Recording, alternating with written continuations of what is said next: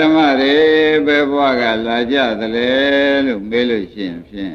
မသိပါဘူးဖေဟာလို့တပွဲလုံးဖြေကြဘယ်ဘဝကလာကြသလဲမသိပါဘူးဩမသိတဲ့စီကလာကြတယ်ဒီကဘောဘယ်ကလာပါလဲခက်လိုက်တယ်ဖြစ်ချင်းကိုလာတယ်လားကိုလာတဲ့နေရာလဲကိုမသိဘူးဆိုတဲ့အိဗယ်ကလည်းဘယ်နဲ့ဖြစ်နေကြတာတုံးလို့မေးလို့ရှိရင်ပြန်မသိလို့မသိတာရှောက်ရပါတယ်ဖះဆိုတာဒါပဲဖြေထွက်မှာပဲကောင်းပြီတရားဓမ္မတွေဒီဘက်ကသုတ္တေမနေသိလုံးလို့ရှိရင်လည်းဘယ်သွားကြရမှာတုံးလို့မေးပြန်လို့ရှိရင်လည်းမသိပါဘူးဖះပဲဖြေရဩခက်လိုက်တယ်ဖြစ်ချင်းဘယ်ကလာလို့ဘယ်သွားရမှာမသိဘူးဆိုတော့စကားတော့အယုတ်ဆိုးတာတော့ဖြင့်ရှိမှထင်ပါဘူးဘုကမောဘယ်ကလာလို့ဘယ်သွားမှမသိဘူးလေဘယ်နဲ့ဖြစ်နေကြတာမသိလို့ပဲဘယ်ကလာလို့ဘယ်သွားရမှမသိဘူးဆိုတော့မောင်ကိုတို့လူစုတော့ခက်နေပြီကွဘယ်ကလာတော့မေးရင်တော့မသိပါဘူးဖေဟာဘယ်သွားရမှာတော့အမလည်းမသိတယ်လည်းပေါ်လာကြည်လားဘုကမောင်မသိတယ်ကမိုးပေါက်နေပြီဒါဒီဘဝရင်လာလို့ဆိုလို့ရှိရင်ဖြင့်နောက်တုံးဘဝတွေကလည်းမသိရကလာပြီးမသိရကြီးသွားနေရတာပဲဆိုတဲ့အိဗယ်ရှင်းလင်းပြီးဒီကလာနေတော့တယ်အဲ့တော့ဒကာဓမ္မတို့ဒကာဘုန်းကြီးကပဲဆက်မေးပြန်တယ်တဲ့ဓမ္မဒီဓမ္မဗရမလာတဲ့ရကန်းတယ်မှာလေကုမာရီတို့ဝတ္ထုကိုထောက်လိုက်လို့ရှိရင်လည်းသိတာပါတယ်သိရမှာဒကာဓမ္မတွေမသိဘူးလားလို့မေးလို့ရှိရင်ဘယ်နဲ့ဖြေကြသိရမှာတော့အသိတာဩသိရမှာတော့သိတာတစ်ချက်ကတော့လည်းရှိတာပဲဘယ်ကလာမှန်းလည်းမသိဘယ်သွားမှန်းလည်းမသိသိရမှာသိရလားဆိုတော့သိပါတယ်ဖေဟာဆိုတော့သိတာကလည်းအမှန်သားပဲခဏကြီးရတဲ့သိရမယ်ဆိုတော့သိနေကြတယ်နော်သိပင်သိ냐တော့လေတဲ့မသိတာလေးတစ်ချက်ကရှိနေပြန်သိတဲ့ထဲကမသိတာလေးတစ်ချက်ကဒကာဝါတို့မောင်ကိုတို့ခမောင်တို့ရှိနေသေးတယ်သိရမယ်အချိန်ကာလသိကြရဲ့လားလို့မေးပြန်တော့ဩဒါဖြင့်ဒကာဓမ္မတို့အချိန်သာမသိတာသိရမှာတော့သိတယ်ဆိုတာရှင်းနေဒါဖြင့်ဒကာဓမ္မတို့ပြန်မေးပါဦးဘယ်ကလာကြသလဲဘယ်သွားကြမှာလဲသိရမှာတော့သိရလားအချိန်တော့သိကြရဲ့လားဒကာဓမ္မတွေဒီလိုခမရတဲ့တက်တို့မှာဖြင့်ခက်ပြီးဒီကလာနေတာကဘယ်ကလာမှန်းလည်းမသိဘယ်သေးစုဒီမနေသေးလုံးတဲ့ခါကြလို့ရှင်ဘယ်သွားရမှန်းလည်းမသိသိရမှာတော့လေခန္ဓာရတဲ့ကသိရသိရမယ်ချိန်ကာလကြည့်လိုက်ပြန်တော့လည်းမသိပြန်ဘူးတဲ့ဒါဖြင့်ဒကာဓမ္မတို့ဒီလိုလုပ်ကြကြတော့ဘယ်တော့လာတယ်မသိတာတော့ဖြင့်အသာထားဘယ်သွားရမယ်ဆိုတဲ့သိဖို့ရအလုပ်ကတော့လုံးမယ်ဆိုရင်ရတယ်ဘယ်သွားရမယ်ဆိုတဲ့သိတဲ့အလုပ်ကတော့လုံးရင်ရသေးတယ်ဆိုတော့ဒီနည်းလေးတဲ့တလန်းတနည်းပဖုံရှိသေးတဲ့အတွက်ကောင်းသေးတော့တယ်ဆိုတဲ့အဓိပ္ပာယ်လေးရသေးနော်အဲ့ဒါဒီလိုလုပ်ကြလိမ့်မယ်ဒကာဓမ္မတို့ဘယ်လိုလုပ်ရမှာတော့မေးတဲ့အခါကျတော့လာတာမသိလို့ရှင်သွားရသိဖို့အလုပ်ကလေးတစ်ခုတော့ကျွတ်တော့လုပ်ထားရမယ်သွားရသိဖို့အလုပ်ကလေးတစ်ခုတော့ဘာပါလိမ့်လုပ်ထားရမယ်လို့ဆိုတဲ့ဥစ္စာဒကာဓမ္မတို့အလွန်ရန်ကိုပဲအရေးကြီးပါတယ်ဆိုတာမှတ်ထားစမ်းပါဦးသိတော့မယ်ဆိုတော့စာလို့သုံးရင်ကံကမ္မနမိတ်ဂရိနမိတ်၃ပါးတစ်ပါးပါထင်ရတယ်လို့ဆိုတော့စိတ်ဓာတ်သူကြွယ်တော့ကြတော့စိတ်ဓာတ်သူကြွယ်တော့ကြတဲ့အခါကြတော့ရှင်းဖြင့်တဲ့ဒကာဓမ္မတို့သူတို့ဒီကားလို့ရှင်ကိုခိုင်းလုံးတဲ့ဝိပဿနာပညာမဲ့ပညာတွေအလုပ်ကိုလုပ်ထားလိုက်တဲ့အတွက်ဒီကသစ်ပင်ဆောင်နာအမျိုးမျိုးအဆောင်တဲ့နတ်တွေကစိတ်ဓာတ်သူကြွယ်သင်သေးတော့မှာပဲသီလတော်စေတောပဏိဝိသုဒ္ဓတာဆိုတဲ့အတိုင်းမင်းဒီကားလို့ရှင်သီလလည်းပြည့်စုံတယ်စိတ်တောင့်တတိုင်းပြည့်စုံနိုင်ပါတယ်ဒါကြောင့်မင်းဒီကားလည်းစကြဝဠာမင်းယူပါစကြဝဠာမင်းယူပါလို့ဆိုတော့စိတ်ဓာတ်သူကြွယ်ကဥပယေတံပိအနိစ္စံလို့ပြောလိုက်တံပိတို့စကြဝဠာမင်း မင်းစိစိန်ဒီလေးအကယ်ရအောင်ယူရင်ရပါတယ်တံပိထွေရလတံဖြစ်တဲ့စကြဝဠာမင်းစိစိန်ဒီလေးအနိစ္စအနိစ္စပဲတံပိထိုစကြဝဠာမင်းစိစိန်ဒီလေးဒုက္ခဒုက္ခပဲလို့သံယုပါဠိတော်များလာထားတော့တံပိထိုစကြဝဠာမင်းစိစိန်ဒီလေးအနတ္တအနတ္တပဲဘာဟာယတန်ထိုတရားကိုဘာဟာယပယ်၍ခမိတ်သန်းသွားမယ်ဆိုတော့ဒါရင်ငါပယ်သွားမယ်လို့ဆိုတော့သူသေမကိစ္စလာပြောနေကြတာဒါတွေပယ်ပြီးကျုပ်သွားမယ်လို့ပြောတော့သူသေရမှသိတယ်သွားရမယ်ကိစ္စသူသိဒကာဓမ္မတို့ဘာသိပါလဲဩဒါဖြင့်ဘုန်းကြီးတို့ဒကာဓမ္မတွေလည်းဟောဒီနည်းရှိတာပဲလို့စိတ်ထဲမှာအောက်မေ့ကြရမယ်နည်းရှိတယ်နော်နည်းရှိတယ်တဲ့ခொနကမေးလိုက်တော့ဒကာဓမ္မတွေဘက်ကလာကြသလုံးဆိုတော့ဘယ်နဲ့လဲမသိပါဘူးခင်ဗျာတဲ့ဒီဘဝသုတ္တမလေးသေးလုံးလို့ရှိရင်ဘယ်သွားမှာတုံးလို့မေးပြန်တော့လေအဲ့ဒါဒကာဓမ္မတွေကိုသိတဲ့နေလုံးမထားလို့မသိပါဘူးခင်ဗျာလို့ဆိုတဲ့အဓိပ္ပာယ်ရဘာလုံးမထားလို့ပါလိမ့်သိတဲ့နေလုံးမထားတဲ့တွေ့တဲ့ဒကာဓမ္မတွေမသိပါဘူးခင်ဗျာတွေသာများနေတော့ဟောသိရမှာတော့သိရချိန်လေးလည်းမသိကြသေးသွားရမယ်လမ်းခေးကိုလည်းမသိသေးဟာသိအောင်လုပ်တဲ့ဤကျွတ်တို့လှုပ်ထားဖို့အရေးဟာကျွတ်တို့အရေးပဲဆိုတာဒကာဝါတို့မောင်ကိုတို့ဖြောင်းမောင်တို့ဒကာသစ်တို့ကိုမှတ်ကြမှာဒါဖြင့်ဒီဥစ္စာသိရမှာသိရလားလို့မေးတော့ဒကာဓမ္မတွေကဘယ်နဲ့ဖြေတယ်သိပြီဒီကာလဒကာဓမ္မတို့ဘယ်သွားရမှာတုံးဆိုတော့မသိဘူးလို့ဒကာဓမ္မတွေကတရားတော်လုံးပဲသုံးလိုက်ပါတယ်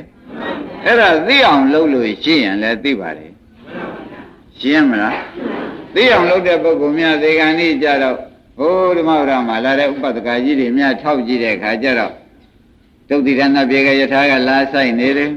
အာပရိန္ဒာကလာဆိုင်နေတယ်ယထာတွေလာဆိုင်နေတယ်ယထာတွေကကျုပ်ယထာလိုက်ပါသူယထာလိုက်ပါနဲ့သေကံဤများဥက္ကမမခေါ်ကြဘူးလားဗျဟေးရကြပါအောင်ရကြပါအောင်လို့အောက်ကနေမအော်ရဘူးလားအဲ့ဒီအော်ရတဲ့နေရာဌာနသာသမီတွေကတောင်မှအထင်လွဲလို့အဖေကြောင်ကြရမ်းမပြောပါနဲ့လို့တောင်းမှကြသေးတယ်ဟင်ဟာငါကြောင်ကြရမ်းပြောတာမဟုတ်ဘူးယထာတွေကသူယထာလိုက်ပါငါယထာလိုက်ပါဆိုတဲ့ဥစ္စာသူသွားရမယ်လမ်းသိနေတာကိုဗျာသူဒီသွားမယ်လမ်းလည်းသိတယ်ခொနကစိတ်ဓာတ်သူကြွယ်တော့ကြတယ်လေနိဗ္ဗာန်သွားရမယ်လမ်းဒီအနိစ္စတွေမလိုချင်ပါဘူးနိစ္စနိဗ္ဗာန်သာလိုချင်ပါတယ်နိစ္စနိဗ္ဗာန်ရှိသာသွားပါမယ်ဆိုတာလေသင်ရှားပြီးဒီကလာနေတော့ဩသူဒီဘယ်ကလာခဲ့တာတော့မသိညာတော့လေဘယ်သွားရမယ်ဆိုတာတော့သိအောင်ဒကာဓမ္မတို့လှုပ်ထားဖို့သင့်ပါတယ်သွားရမယ်ခရီးကိုလှုပ်ထားဖို့တော့ဖြစ်မလျှော့ကြနဲ့နော်ကိုလှုပ်ရင်ကိုရတာပဲကိုလှုပ်ရင်ဒါကြောင့်အဲ့တော့ခွန်ကြီးကဒီဒကာဓမ္မတွေဆုံးမကျင်တာကဩဘယ်ကလာမှန်းလည်းမသိဘယ်သွားရမှန်းလည်းမသိသိရမှာတော့သိရလားဆိုတော့သိပါတယ်အချိန်သိပါရဲ့လားဆိုတော့လည်းမသိဘူးတဲ့အခုဒကာဓမ္မတွေဥပဒနာလို့ဒါနသီလတွေကြီးကျယ်ကျယ်ကဲငါလည်းသိတော့မှာပဲစွန့်မှာပဲကျဲမှာပဲဒါနသီလတွေလည်းလုပ်ရလိမ့်မယ်ဝိပဿနာမဉ္ဇဉ်ဆက်အောင်လဲလုပ်ရလိမ့်မယ်ဆိုတော့ဒါတွေကိုဒါနလည်းတွင်တွင်ကျယ်ကျယ်မလုပ်ဖြစ်သီလလည်းမြဲအောင်မလုပ်ဖြစ်ဥပဒနာလုပ်ကြည့်ကြပြန်တော့ချိန်ရွေးပြီးဒီကလာနေတာဒီဒကာဓမ္မတို့သိရမှာကအချိန်သိကြရလားသိရမှာတော့သိတယ်နော်အချိန်ကြတော့ဒါပြန်သိရမှာသိပြီအချိန်မသိတာနဲ့ဒါနလည်းရဲရဲမလုပ်သီလလည်းဖြောင်းပြောင်မစောက်ဝိပဿနာအလုပ်တွေကိုလည်းတွင်တွင်ကျယ်ကျယ်မလုပ်ဖဲနေတာဒကာဓမ္မတွေကိုမှားမှုကြီးမှားပြစ်ကြီးကြီးတယ်လို့ဆိုကြပါလို့ဥက္ကမောင်ဘာပြစ်ကြီးပါလဲမှားပြစ်ကြီးကြီးတယ်သိရမှာတော့မသိဘူးလားသိသလားဘာအချိန်လေးကြပြန်တော့အချိန်ကလေးမသိတာနဲ့ဖြင့်စင်ကြယ်လဲပြီးကာလသာယသမီးစီးပွားရေးနဲ့ချိန်တွေကုန်ခံပြီးဒီကာလဒါနရဲရဲမစွန့်သီလမြန်မြန်ကြီးမဆောက်တည်နိုင်ပဲနဲ့သမထဥပဒနာတွေကိုဆိုတာကိုလည်းဒကာဓမ္မတွေကရှောင်ဖယ်လုပ်နေတာဒီအချိန်ကလေးမသိတာနဲ့ဒကာဓမ္မတွေကားလို့ရှင်ဖြင့်မိုက်နေတာပဲမလိမ္မာမှုတွေပိုနေတာပဲလို့ဆိုလို့ရှိရင်မလွဲပါဘူးဒါကြောင့်ခမည်းတော် တရားအထုတ်လို့တွင်တွင်ကြဲကြဲဖြစ်ပြီးဒီကလာသွားရလန်ခီအတိကြီးသိကျင်ကြလို့ရှိရင်ဖြင့်ဒီမရဏနုဒ္ဒတိကလေးလည်းမှတ်ထားပါဆိုတာကိုလည်းမှတ်ရတယ်နော်ငါသည်မုတ်ချသေးရမည်အချိန်ပိုင်းသာလိုတော့သည်ဆိုတာလေးအမျက်နှုံးပွင့်ရမယ်ငါသည်မုတ်ချသေးရမည်အချိန်ပိုင်းသာလိုတော့သည်ငါသည်မုတ်ချသေးရမည်အချိန်ပိုင်းသာလိုတော့သည်သဘောကျမုတ်ချတာသေးမှာမဟုတ်လားအချိန်တော့ပဲလိုတော့တယ်မဟုတ်လားအဲဒီဓမ္မတွေဒီကားလို့ဆိုရင်လူငယ်လေးတွေမှလည်းဘာသာလိုတော့သေးတော့သေးမှာပဲချိန်ပိုင်းလေးကြံတော့လူကြီးတွေမှာရောဒီချိန်ပိုင်းအတွင်းမှာကျွတ်တို့ဒီကားလို့ဆိုလို့ရှိရင်မနေ့ကပြောသလိုသုတ်တန်သွားရင်ပြေးလွှားသုတ်တန်လွတ်တဲ့နေရာဌာနဒီဘဝသာရောက်ခံမယ်နောက်မရောက်အောင်ကြိုးစားမယ်ဆိုတာဒီသုတ်တန်သွားရင်ကြိုးစားမယ်ဆိုတာကိုလည်းမနေ့ကပြောခဲ့ပါတယ်ဒါကြောင့်တရားဓမ္မတို့ငါသည်မုတ်ချက်သေးရမည်ချိန်ပိုင်းသာလိုတော့သည်ဆိုတာကိုနှလုံးသွင်းဖို့ပြောပါတယ်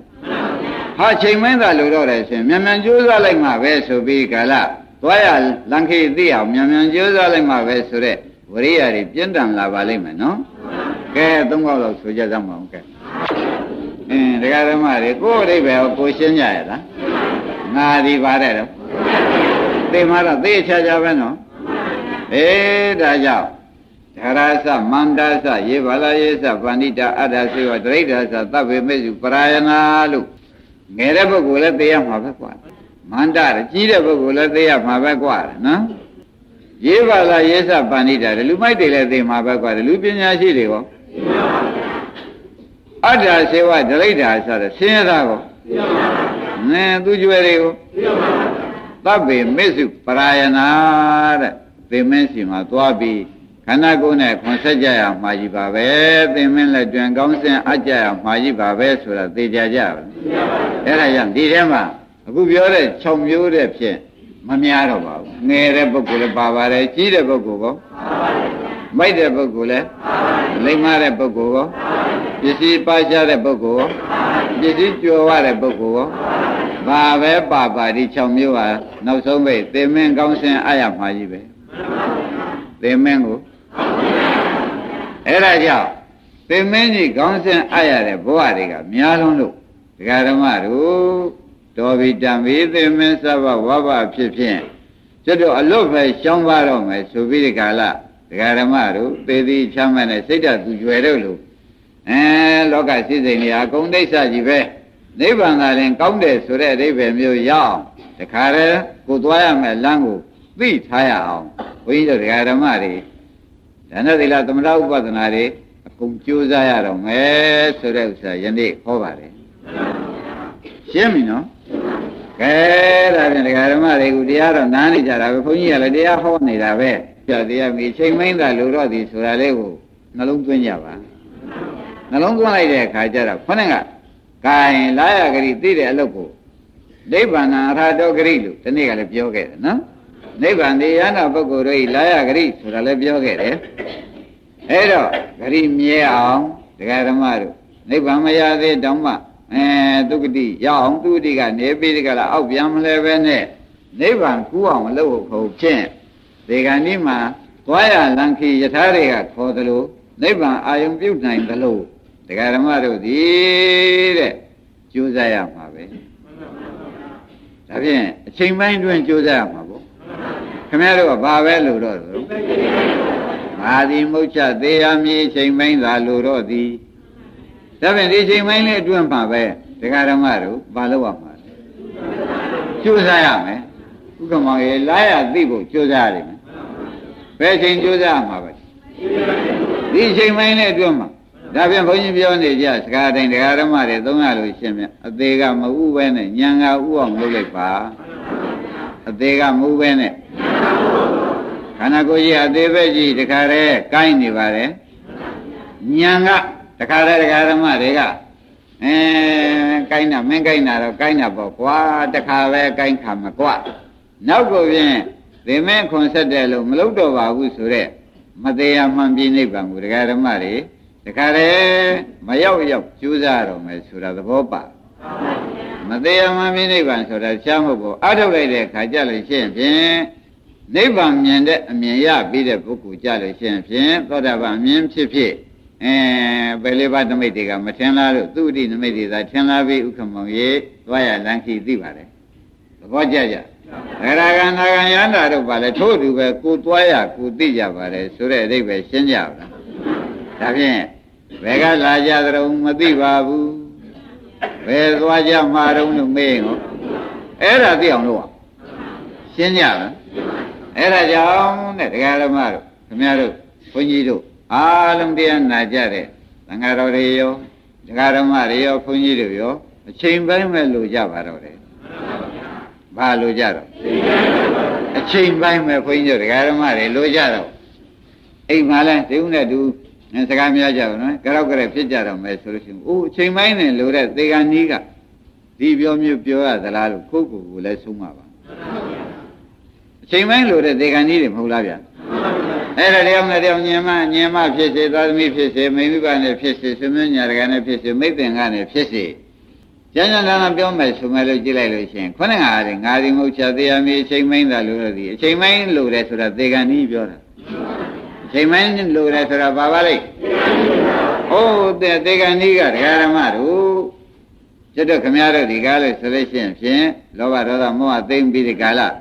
သွားရလံခီသိဖို့ရအလုတ်တာရေးကြီးလုတ်ပါတော့အခုတရားဓမ္မတွေကဘုန်းကြီးဆုံးမကျန်တာကရှေ့ပိုင်းမှာနော်သေကံဤတွေကသေကံဝေးငဲ့နေတာခက်တယ်ဘာခက်နေပါလဲသေကံဤကသေကံဝေးငဲ့နေတာခက်တယ်ဥက္ကမောဘာခက်နေအသက်တိုင်းနေရလို့ရှိရင်ဥက္ကမောင်နဲ့သားနဲ့ဆိုလို့ရှိရင်ပြေဥက္ကမောင်ကသေကံဤသားက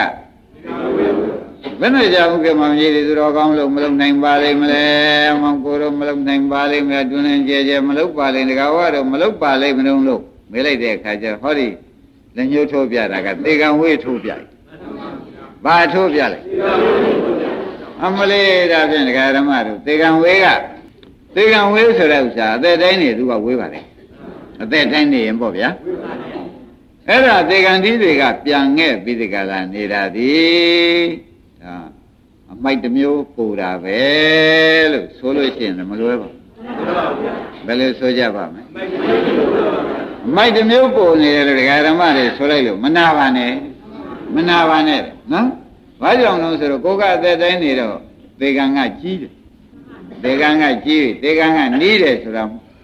ယုံပါတန်တရားရှိကြလို့သေးလားသားငယ်သမီးငယ်မြင်းငယ်တွေကတော့အစဉ်တိုင်းသာကျွတ်တို့တိုင်းသာနေသွားရမယ်ဆိုရင်သူတို့ကသေကံဝေးပါသေးတယ်အခုတရားဓမ္မတွေသူကိုယ့်အလုပ်မလုပ်နိုင်တာသေကံနည်းတွေကကိုယ့်အလုပ်မလုပ်နိုင်တာသေကံဝေးငဲ့နေလို့ဥက္ကမောင်ဘယ်နဲ့ဆိုပါကြားလို့မှကောင်းနိုင်တယ်ရှိကြရလားကိုကမရှက်ရင်တော့မပြောတတ်ဘူးပေါ့ဗျာရှက်မယ်ဆိုလို့ရှိရင်ဟိုသေကံနည်းကသေကံဝေးတွေငဲ့နေလို့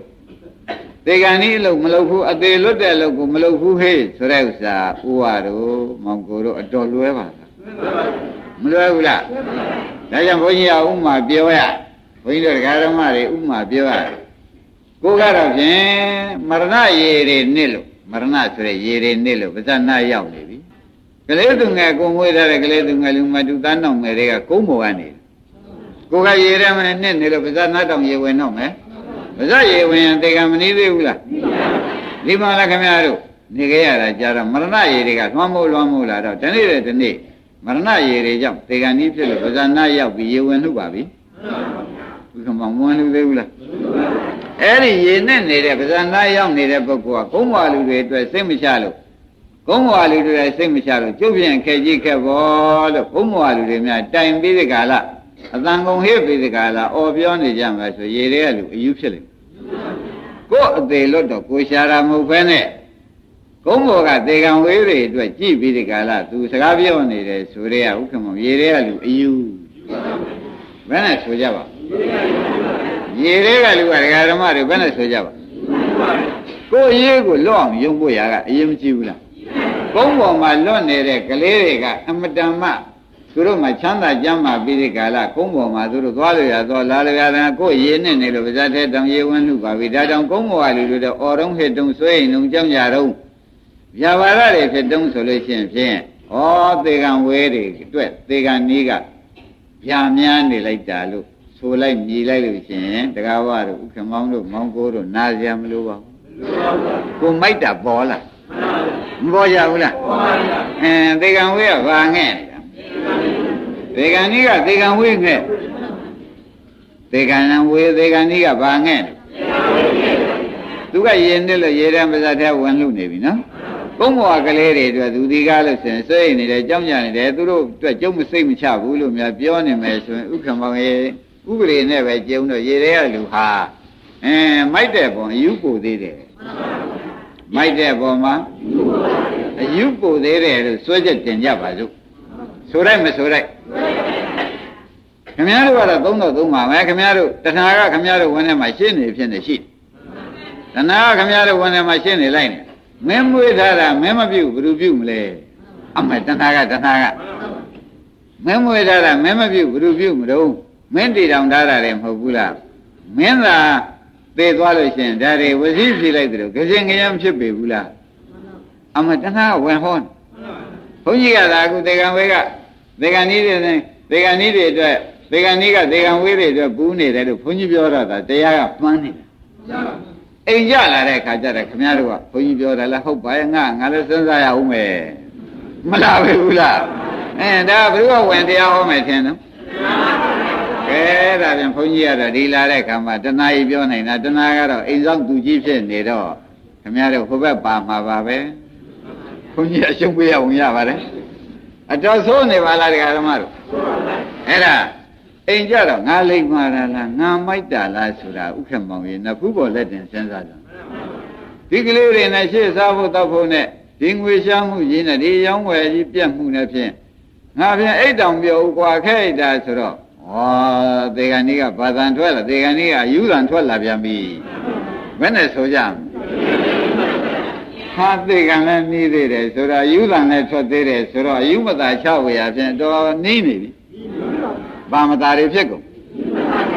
ကောင်းပါဘူးဗျာခင်ဗျားဆိုမသားဆိုရလဲအတုပဒီတဲကလည်းအတုပပုံမှာအယူကထနေပြန်တော့အယူမသားဖြင့်ဘုခမောင်ကောင်းသေးရဲ့အယူလည်းဖြစ်ပြန်မသားလည်းသေကံနည်းဆိုတော့သေတော့မသားဖြစ်ရမှာဗျာအဲ့တော့အယူမသားဆိုတော့လူပို့တော်မှာကောင်းနိုင်ကြရှိရလားဘုခမောင်အယူမသားများခင်ဗျားပို့ကျင်သေးရလားဟုတ်ကဲ့လားကြက်ကြက်စဉ်းစားကြစမ်းပါဒကာရမတာယူမသားနဲ့အကောင်းမသားကဘယ်ကများတော့ဒါမပို့ခြင်းဘူးတဲ့ဥက္ကမောင်ကြီးကသူပုတ်ကြတဲ့မသားတွေဘာမသားတွေပါလိမ့်သဘောပါကြဗလားအမတန်ဆိုးရပါတယ်ဆိုတာပေါ်ပြီနော်ခိုင်းဒါဖြင့်ဒကာရမတို့ဒီဟာတွေကရှေ့ပိုင်းကနေပြီးဒီကလာဒကာရမတွေဆရာဘုန်းကြီးဟောတာကိုအိမ်ကြလို့ရှင်တဏှာတရားဟောဆရာကဖြတ်လိုက်မယ်ဆိုတာသတိပေးလိုက်ဆရာဘုန်းကြီးနဲ့တကွအားလုံးသောမြတ်စွာဘုရားမြတ်စွာဘုရားသာသနာတော်တောက်လျှောက်သာပရိယတိသာသနာတွေအကုန်ဆောင်ပြီးဒီကလာလာတဲ့ပုဂ္ဂိုလ်တွေဘုရားဆရာကတလုံးမှမလဲအောင်ပြောနေတဲ့ပုဂ္ဂိုလ်တွေကဒကာ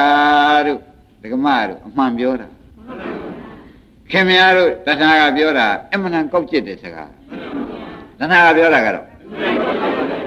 ဘုရားနဲ့ကွာအခုသိလိမ္မာရှိတဲ့ပုဂ္ဂိုလ်တွေကပြောတာကတော့အမှန်တရားကိုအိမ်ကြလို့ရှိရင်ဖြင့်ဒီကနေပြီးလက်နဲ့ရင်တဏှာဟိုကနေအိမ်ကြချင်းနဲ့ဖြတ်လိုက်အဲ့ဒါကြက်ကြက်သတိထားစမ်းပါဖြတ်လိုက်မနော်အိမ်ရောက်တင်တဲ့ပြန်မော်ဒကာဘဝဆင်းကြမြင်သာဘဝဆင်းကြအမြင်မြင်ဆင်းနေတဲ့ပြန်တဲ့ထဲဘုရားအိတ်နေလားဘုရားကောင်းလေးသွားဆန်းလို့ဆန်းလောက်ကုန်ပြီခင်ဗျားတို့မလောက်ပဲဘူးလားဟိုချောင်းစောတန်လေးကမကောင်းသေးပါဘူးဆိုပြီးဟိုနာသွားဒီနာသွားဟာဘာလောက်တာတော့လို့မဲတဲ့ရှင်နေဟောဒီကလက်နဲ့ရေးလိုက်တာဟိုမှာတဏှာချီနဲ့ဖြတ်လိုက်တာနှလုံးကိုမသွင်းပြီးတော့ဘူးကျုပ်ပြန်ထိတ်ကနေပြာနဲ့သွားတာပဲဥက္ကမောင်ဒီဘက်လက်မသွားဘူးလားတဏှာကဒုက္ခတဏှာဒီကားလို့ဆိုရင်ဒုက္ခသစ္စာပေးလိုက်ထိတ်အောင်ပြအောင်ပေးတတ်တဲ့လောက်ပါဘယ်လိုလုပ်ပါလဲရှင်းအောင်လဲအောင်ချမ်းသာအောင်ပေးတဲ့အလုပ်ကတော့ဖြင့်ဆရာသမားနဲ့တကွာဘုရားဟောတော်မူတဲ့ပညာစခန်းတွေပေါ့ဗျာအဲ့တော့ပညာစခန်းကအမှန်ပြော냐ဆိုတော့တဏှာစခန်းကထိတ်အောင်လုပ်တာကိုခင်ဗျားတို့ကသူ့ဘက်လိုက်သွားတာတဲနာတယ်ဗျာတဏှာကတော့ဘာလုပ်တတ်ပါလိမ့်ထိတ်အောင်လက်အောင်လုပ်တတ်ဉာဏ်ကတော့ဖြင့်ရှင်းအောင်လင်းအောင်အဲ့တော့ဉာဏ်နောက်ကိုလိုက်မှမိမိတို့ချမ်းသာကြမယ်တဏှာနောက်ကိုလိုက်လို့ရှိရင်ဖြင့်အဲ့ဒါအိမ်တက်ကြလို့စဉ်းစား ယုံနဲ့အိမ်မတက်လိုက်နဲ့ဆရာဘုန်းကြီးကမှားလိုက်တယ်ညာနဲ့အိမ်မတက်တယ်တဏှာနဲ့အိမ်မတက်နဲ့တဲ့ဥက္ကမောင်ဘယ်လိုမှားပါလိမ့်ဗျာတခါတော့မှန်းတဲ့လှမ်းတဲ့စိတ်ကလေးဒီကားလို့ရှင်ဖြစ်ပြီးပြတ်တာပဲကြွတဲ့စိတ်ကလေးကိုချတဲ့စိတ်ကလေးကိုဒီကလည်းစိတ်ကလေးတွေရှုခြင်းရှုရုပ်ကလေးတွေဖောက်ပြန်မှုတွေရှုခြင်းရှုပြီးတကအဲ့ဒီလိုညာနဲ့တက်သွားပါဘယ်သူမှမပြန်လာသေးဘူးလားခုတဲ့တို့တောင်တရားနာပြန်လာသူတို့ကဘယ်သွားမှမသိသေးအဲ့ဒါအခက်ဆုံးပဲလို့လုံးမနေနဲ့ဦးရိပ်မိဗလားခင်ဗျားတို့ကဒါပရိမစိတ်ကောင်းတာကြံပန်စိတ်တယ်ဥက္ကမောင်စိတ်ဖူးကလားစိတ်ဖူးပါလေခိုင်းဒါဖြင့်အိမ်တက်ကိုတက်တတ်ကြပါဗလားဒီကပြန်တဲ့ခါကြလို့ရှင်းဖြင့်သေကံနီးတဲ့တက်ကြစမ်းပါသေကံဝေးတွေအတွက်ထည့်ပြီးမစင်းစားပါနဲ့ဘယ်လိုတက်ရမလဲသေကံနီးတဲ့တက်ရမယ်သေကံနီးတဲ့ဆိုတာငါသေတော့မှမြန်မြန်လုံးမှကိုရေးကိုဆိုပြီးငါဒီဘက်ခါကလာမှသတိပဋ္ဌာန်ကိုမလွတ်တော့ဘူးဆိုပြီးသေကံနီးတဲ့တက်ကြစမ်းပါဒီတိုင်းတည်းရင်သေကံဝေးတဲ့တွတ်တဲ့အဓိပ္ပာယ်ရောက်တယ်သေကံဝေးတွေအတွက်စဉ်းစားတက်သွားလို့ရှိရင်ငါးပါးမှောက်မှာစိုးလို့ကဲဆုံးမတာဖြင့်တော်တော်သိပြီမဟုတ်လားကဲတရားဓမ္မတွေငါသည်မုတ်ချတရားမီချိန်မင်းသာလူတော့သည်ဆိုတာကိုလေညဘူးနှလုံးသွင်းပြီးတခါတည်းမြန်မြန်လုပ်ပြပါနော်ဒါတော့ကောင်းလို့မြန်မြန်လုပ်ပါ